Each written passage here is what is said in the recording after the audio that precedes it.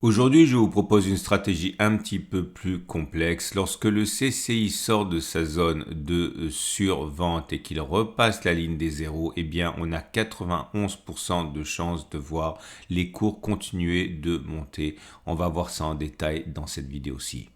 Salut, c'est Trado, je suis content de vous retrouver pour la mise à jour de l'analyse technique du CAC 40. Toujours la sale tête et la sale voix, mais ça va de mieux en mieux. Je vous remercie d'ailleurs pour vos vœux de prompt rétablissement. On regarde ce CAC 40 qui a réussi quand même le pari assez osé de franchir la résistance ici des 72, 75, 72, 13. Il lui a fallu 1, 2, 3, 4, 5 tentatives avant de finalement clôturer au-dessus, mais là on ne peut pas le nier.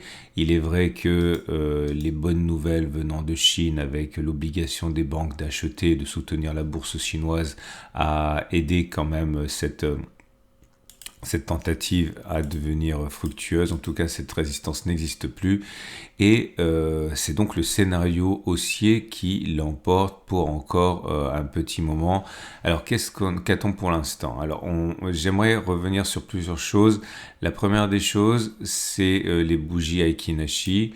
Alors, j'avais expliqué qu'on avait une première bougie rouge qui était donc baissière, pas extrêmement baissière puisqu'elle n'était pas assortie, enfin plutôt, excusez-moi, elle était assortie d'une mèche haute et d'une mèche basse. Les bougies vraiment baissières n'ont pas de mèche haute, donc c'était baissier mais ça l'était pas horriblement. Par contre, la bougie nouvelle qui vient de se mettre en place, elle, c'est une vraie bougie haussière, longue, verte, sans mèche basse. Donc ça veut dire qu'il est plus plausible que l'on continue de monter plutôt que l'on ait fait les plus bas statistiquement. Mais le plus important à ce niveau, c'est plutôt l'apparition d'une première bougie Three Line Break. Alors, je ne vais pas tester ça aujourd'hui parce que je l'ai beaucoup testé ces derniers temps, mais comme vous pouvez le voir, lorsqu'on a un premier bloc vert, il est rare, très rare, qu'on ait un bloc rouge derrière. Ça peut arriver, comme ça, vous voyez, rouge, mais généralement c'est rouge, vert, vert, rouge, vert, vert, rouge, vert, vert, rouge, vert, vert, rouge, vert. Bah, normalement, ça devrait être vert derrière. Et généralement, encore une fois, pas toujours, c'est ce qui se passe, même si là, vous avez rouge, vert, rouge. Mais je vous laisse tester ça ou je vous laisse regarder les anciennes vidéos et vous allez voir que parier sur un bloc rouge maintenant est quand même contre les probabilités. Donc clairement, ça veut dire qu'on n'a pas terminé de monter. C'est pas le seul élément qui m'intéresse. Ce qui m'intéresse, c'est que la tendance immédiate est redevenue haussière puisqu'on est au-dessus de la M7 qui monte, ce qui n'est pas le cas de la tendance générale qui est neutre puisqu'on est au-dessus de la M20 mais celle-ci descend et la moyenne mobile à 50 jours est plate, donc la tendance de fond est neutre. Donc ça fait tendance immédiate haussière, tendance générale, tendance de fond neutre et tendance de long terme haussière puisqu'on a préservé la M200. Okay, non, ce que j'aimerais aujourd'hui, ce que j'aimerais que vous étudiez, c'est une stratégie, alors un petit peu plus sophistiqué que les autres, mais ça vaut le coup parce que le taux de réussite est plutôt important. C'est au niveau du CCI. On va étudier la séquence qui est la suivante. Ok, on était en survente, on sort de la survente et on passe au-dessus de la ligne des zéros. Donc c'est vraiment cette séquence qui m'intéresse. Que se passe-t-il lorsque l'on a cette séquence survente, sortie du survente, passage au-dessus de la ligne des zéros? Et là, vous allez le voir, généralement ça annonce la hausse. Ok, alors ça annonce la hausse. Là, vous regardez, il y a deux bougies vertes. Pourquoi il y a deux bougies vertes, pardon, deux pouces verts? Parce que si on met les bandes de Bollinger au-dessus, comme ça, vous allez voir qu'on a fait deux choses. Un, une fois que le signal a été donné sur cette bougie-ci, là, non seulement on a clôturé plus haut que la clôture de la bougie de signal, avant que d'aller chercher le stop de protection. Le stop de protection, c'est les plus bas que l'on a touché dans le cycle baissier de survente du CCI. La survente du CCI, elle est là, le plus bas, il est là, le stop de protection, il est donc à ce niveau. Et on a deux pouces verts parce que, un, on a réussi à clôturer plus haut et ensuite, on a atteint le niveau de la Bollinger supérieure au moment où le signal a été donné. Attention, je n'ai pas dit la Bollinger supérieure, j'ai dit le niveau de la Bollinger supérieure au moment où le signal a été donné. Autrement dit, au moment où le signal a été donné, la Bollinger était là. Donc ça veut dire ce niveau des 7447 et on voit bien qu'on a touché ce niveau ici. Ok, donc c'est pour ça qu'il y a deux pouces verts. Deuxième exemple, un peu désolé pour l'avoir, ça doit être assez difficile. Là, vous avez un double succès également. On a bien la séquence survente, sortie de survente. Et puis derrière, une fois qu'on est passé au-dessus de la ligne des zéros, on a clôturé plus haut. C'est une première chose. Et ensuite, on a touché le niveau de la Bollinger supérieure une fois que le signal a été donné, c'est-à-dire les 7431 qui ont été touchés là. Attention, on est allé plus haut, hein, mais c'est pas la question, c'est pas ce que je regardais. Ce que je regardais, c'est le niveau de la Bollinger supérieure au moment où le signal a été donné. Et des fois, ça fonctionne à moitié, comme ici. On a bien notre séquence, ok, ici, survente, passage au-dessus de la ligne des zéros. On a bien fait une clôture au-dessus. Mais par contre, on n'a pas touché le niveau de la Bollinger supérieure avant de toucher le stop de protection qui était donc ici, là. On a donc touché. Ok. Donc il y a un pouce vert et un pouce rouge. Donc je reviens au début et on va faire défiler. Et j'ai réussi à remonter 33 occurrences en arrière. Vérifier avec moi. Surtout aujourd'hui où je suis, j'ai pas les yeux en face des trous.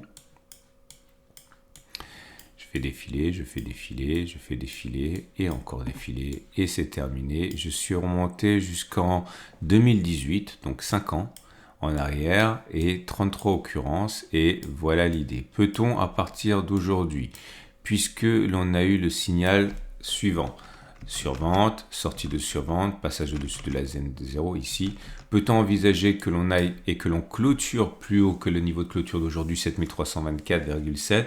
Absolument. Ça a fonctionné comme ça 30 fois, ça a échoué 3 fois, donc ça a fonctionné dans 91% des cas. Autrement dit, si vous spéculez à la baisse maintenant, vous avez peut-être un meilleur timing à avoir. Bon, ça fonctionne tout le temps, hein. Ça a échoué 3 fois sur 33, donc dans 9% des cas, donc c'est pas négligeable, hein, mais bon, il est quand même plus possible que l'on clôture plus haut plutôt que l'on aille toucher les 7094 ici. Hein. Et peut-on envisager que les cours montent jusqu'à 7420? Alors la réponse c'est également oui, c'est moins flagrant, mais ça a fonctionné comme ça 20 fois, ça a échoué 13 fois, autrement dit 61% des cas.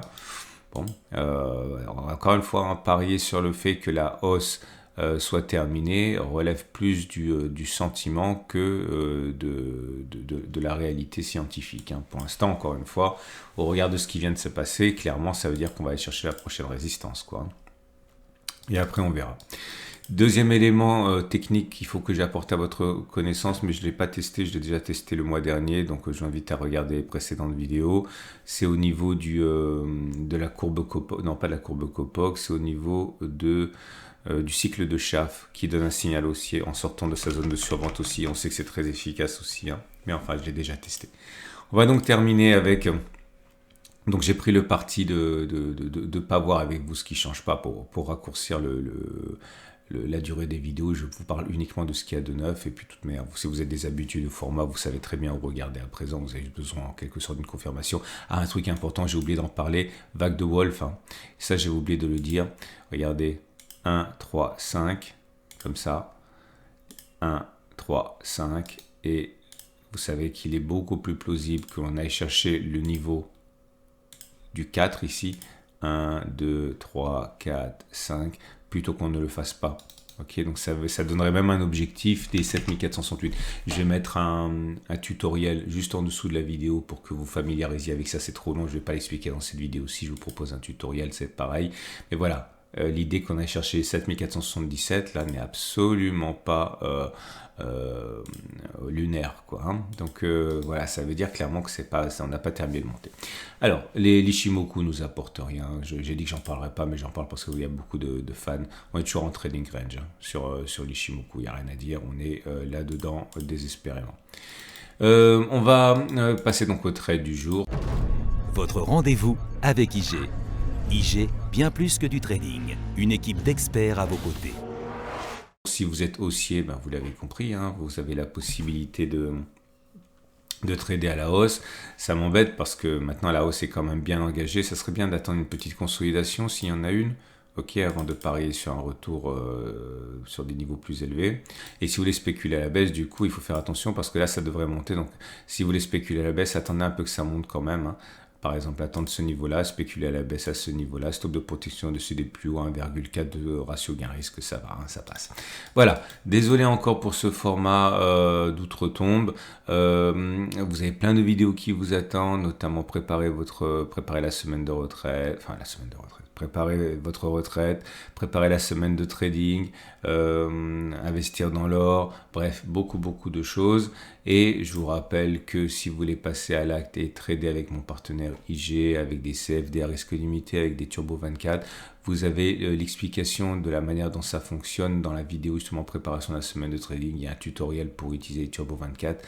N'hésitez pas, lien pour ouvrir un compte de démonstration gratuit en dessous de cette vidéo. À demain pour la mise à jour.